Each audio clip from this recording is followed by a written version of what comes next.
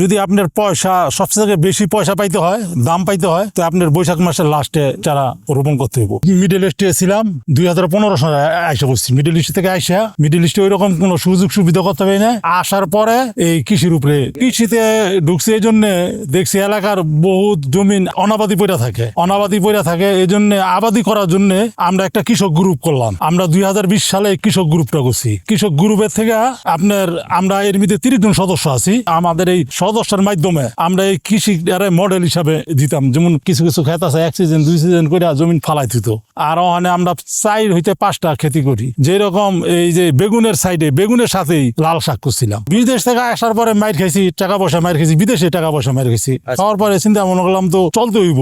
এই বেগুন আমরা বিদেশে দেখছি অনেক বড় বড় প্রজেক্ট করে। আমাদের তো সরকার এইরকম সুযোগ সুবিধা দেয় না, দিলে আমরা আরো অগ্রসর হইতে পারতাম। শুরুর দিকটা ছোট একটু জমি নিয়ে করে দেখছি আগে কিরকম হয়, তারপরে আস্তে আস্তে বড়। আগামী বছর আগামী থেকে চিন্তা ভাবনা করছি আমরা বিদেশে, মিডল ইস্টে যোগাযোগ আছে আমাদের সাথে, বিদেশে যেভাবে সাপ্লাই দেওয়া যায়। জ্যৈষ্ঠ আষাঢ় শ্রাবণ মাসে অনেক ঝড় বৃষ্টি থাকে। ওসব জমিনে বেগুন করলে ওই সময় সব ধরনের ফসল নষ্ট। জমি 5 দিন 7 দিন বৃষ্টি এক লাগারে, মাঝখানে 10 দিন একটানা বৃষ্টি হয়েছে। এই যে দেখেন আমার বেগুন গাছে তো লাল হয়ে গেছে। বেগুন গাছে তো আপনার মাটির নোনা কাটে। বেগুন গাছে জমিনের ওই রকম উর্বরতা ক্ষতি করে না। এটার মধ্যে যে কোনো ফসল করলে, এই বেগুন ভেঙে কফি যদি ফুলকপি করে, ফুলকপি হইব। মিশ্র ভাবে ফসল করলে লাভ এই, আপনি একটা ফসলে মাইর খেয়েছেন। যেমন এটা লাল শাক করে মাইর খেয়েছি, ওই সময় বাজার কম ছিল, 7 টাকা 8 টাকা ছিল মুড়ি।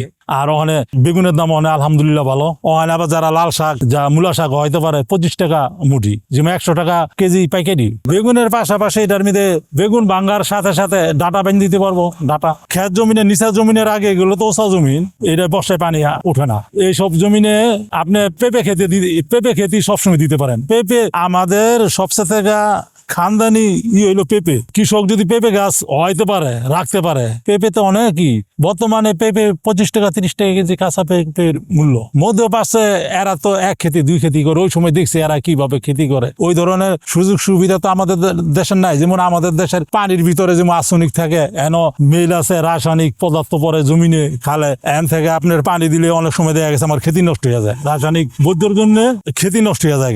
এই জন্য সবচেয়ে সুন্দর হয় যারা খেতি করে বড় ধরনের, যেমন 1 একর 2 একর জমিনে খেতি করলে সবচেয়ে বেটার হয় আপনার বিষ মুক্ত পানি, যেমন আর্সেনিক মুক্ত পানি, ফ্রেশ পানি যত জমিনে ব্যবহার করব, মাটির উর্বরতা তত ভালো থাকবো। আমাদের দেশে যে নরসিংদী এলাকায় যে বেগুনটা করে শিকনাথ, ওই ধরনের জাতের থেকে করস হাইব্রিড ধরনের জাত। এটা হাইব্রিডের থেকে যেমন আমাদের দেশি যেটা ভালো জাত, ওইটাই ভালো বেশি। আপনার হাইব্রিড তো 3 মাসের জন্য, 3 মাস 4 মাসের জন্য খেতি। তারপর হাইব্রিডটা 1টা 2টা দিব, 2বার 3বার ফসল দিব, তারপরে হাইব্রিড গাছটা নষ্ট হয়ে যায়।